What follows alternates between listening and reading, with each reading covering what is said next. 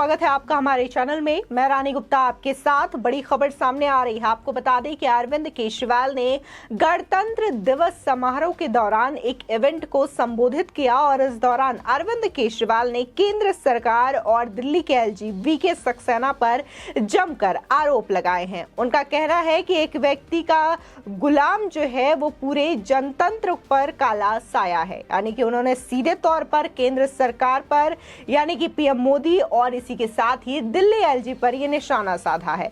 उनका कहना है कि प्रत्येक राज्य की जो सरकारें हैं आपस में लड़ रही है। कोई किसानों से लड़ रहा है, कोई महिलाओं से लड़ रहा है, कोई किसी से लड़ रहा है, लेकिन कोई जो है वो साथ मिलकर के काम नहीं कर रहा है।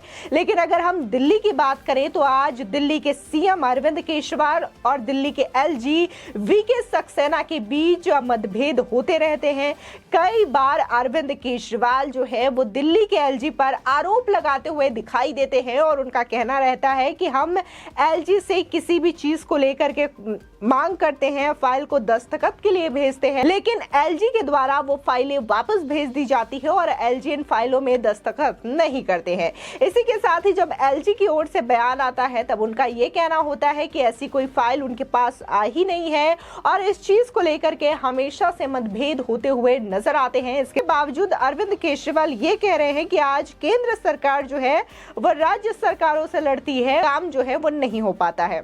साथ ही उनका कहना है कि उनके मोहल्ला क्लिनिक मॉडल को और इसी के साथ ही उनके एजुकेशन मॉडल जो कि दिल्ली के अंदर चल रहा है उसको तमाम राज्य सरकारों ने अपनाया है और इसकी लोगों ने तारीफ भी की है। अगर दिल्ली मॉडल की हम बात करें, चाहे फिर वो शिक्षा को लेकर के बात करें या फिर क्लिनिक को लेकर के बात करें, तो आज मोहल्ला क्लिनिक की स्थिति क्या है किसी को बताने की जरूरत नहीं है। लोगों के पास ना तो दवाइयां हैं और ना ही उनके पास जो फ्री के टेस्ट की बातें कर रहे थे अरविंद केजरीवाल उसकी सहूलियत उपलब्ध है। इसी के साथ ही अगर हम एजुकेशन मॉडल पर बात करें तो दिल्ली के अंदर एजुकेशन को लेकर के तमाम घोटाले हुए हैं, चाहे फिर वो बाथरूम और क्लासरूम बनाने का घोटाला हो। इसी के साथ ही जिस तरीके से अरविंद केजरीवाल ने पिछले दिनों कहा था कि जो टेंट वाले स्कूल हैं अब वो टैलेंट वाले स्कूलों में तब्दील हो चुके हैं, तो ये भी सच्चाई लोगों के सामने आई थी कि कैसे जो पुराने स्कूल को बना करके उसको रिनोवेट करवा करके अरविंद केजरीवाल उस पर नया टैग लिखते हैं और उनके द्वारा कहा जाता है कि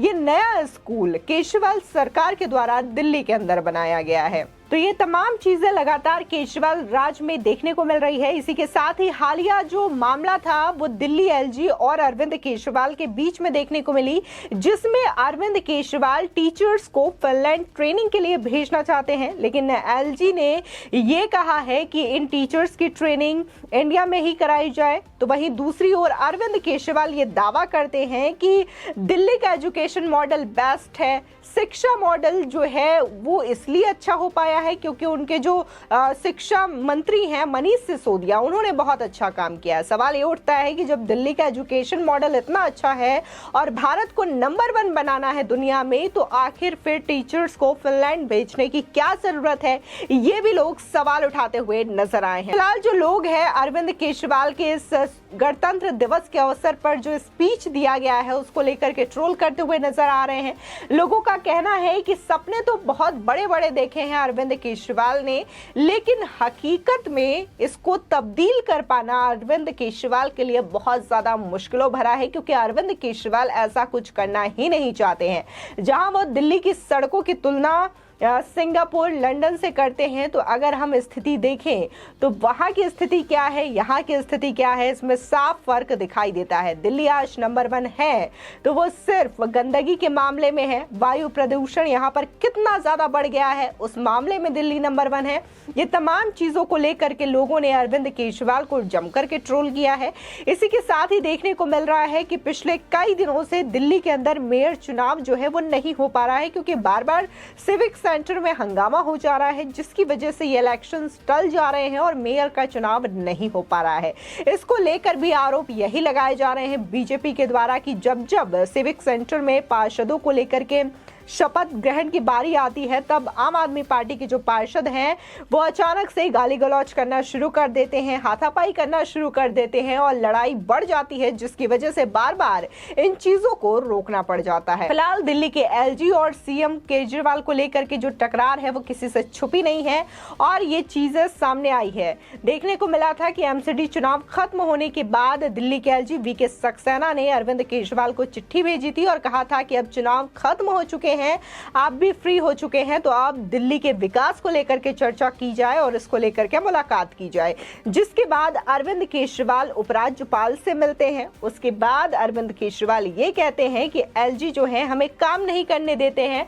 उनका कहना है कि मैं ही सुप्रीम हूं और मैं ही सारे काम देखूंगा। तो वहीं दिल्ली के जो एलजी हैं उनके कार्यालय से ये बयान जारी किया गया और कहा गया कि जो अरविंद केजरीवाल कह रहे हैं वो पूरी तरीके से झूठे आरोप है, मनगढ़ंत कहानियां अरविंद केजरीवाल के द्वारा बनाई जा रही है। जहां अरविंद केजरीवाल ये कहते हैं कि जो देश का जनतंत्र है वो खतरे में है, देश का जो लोकतंत्र है वो खतरे में है, क्योंकि एक व्यक्ति इन सभी चीजों को गुलाम बना करके रखना चाहता है, जिसकी वजह से इन सारी चीजों पर काला साया पड़ा है। लेकिन वहीं पर बात वो ये भी करते हुए दिखाई देते हैं कि देश में अलग ही बहस छिड़ रही है। जुडिशरी सिस्टम को लेकर के आवाज उठाया जा रहा है, कहा जा रहा है कि कोलेजियम सिस्टम को बदल देना चाहिए। लेकिन देखने को मिल रहा है कि किरण रिजिजू जो कि कानून मंत्री हैं वो इस चीज को लेकर के सवाल उठा रहे हैं कि कोलेजियम सिस्टम हटाया ना जाए, बल्कि इसमें थोड़ा बहुत चेंज करना जरूरी है। और ये सिर्फ कानून मंत्री ही नहीं,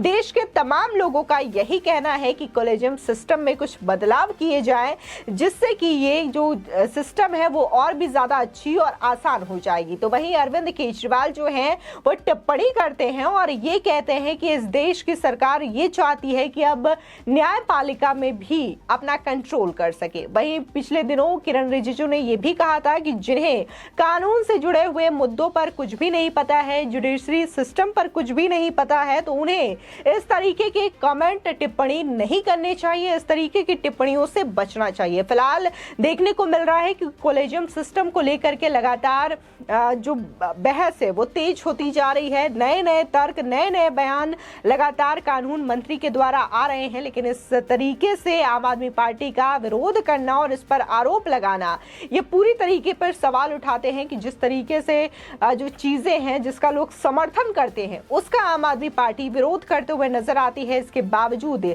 आम आदमी पार्टी के नेता अरविंद केजरीवाल के द्वारा यह कहा जाता है कि हमें साथ मिलकर के काम करना चाहिए, ना कि एक दूसरे से लड़ना चाहिए। वहीं उन्होंने एक और एग्जाम्पल उठाया है। उनका कहना है कि आज जो चाइना है वो भारत के कई हिस्सों पर कब्जा कर चुका है, लेकिन आज भी हमारी जो सरकार है वो चाइनीज प्रोडक्ट ले रही है और चाइना का जो प्रोडक्ट है उसको बढ़ावा दे रही है, व्यापार को बढ़ावा दे रही है और जूते चप्पल मंगवाने का काम चाइना से किया जाता है, जिसको लेकर के लोगों ने ट्रोल किया कि अगर आप चाइनीज प्रोडक्ट का इतना ही बहिष्कार करते हैं तो सबसे पहले आपको ये नियम जो है वो दिल्ली में लागू करना चाहिए कि दिल्ली में चाइनीज प्रोडक्ट ना बिके और लोग इसे ना खरीदे। अगर ये बदलाव आप दिल्ली से शुरू करते हैं तो ये चीजें और भी स्तर तक देखने को मिलेगी। इसी के साथ ही लोगों का कहना है कि जब आपकी एजुकेशन मॉडल को अपनाया जा रहा है और आपके मोहल्ला क्लिनिक वाली मॉडल को अपनाया जा रहा है, तो इसी के साथ ही लोगों का कहना है कि आपने भी इलेक्शन के टाइम पे बहुत सारे वादे किए थे,